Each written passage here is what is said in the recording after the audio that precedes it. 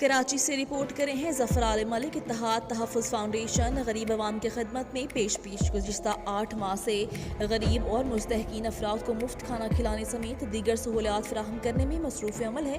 اتحاد تحفظ فاؤنڈیشن کے چیئرمین محمود حسین باجوہ کی کاوشوں سے روزانہ ہزاروں غریب افراد اس سے لوگ غریب آدمی، مہنگائی بہت بڑھ گئی ہے، غریب آدمی بہت پریشان ہو گئے۔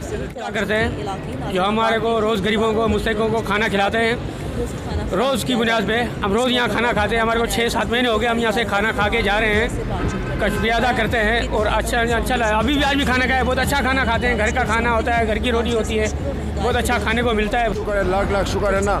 اس پل کے اندر 30 سال ہو گیا ہمارے، یہی گاڑیوں کا مزدوری کرتا ہے، کام مزدوری کرتا ہے۔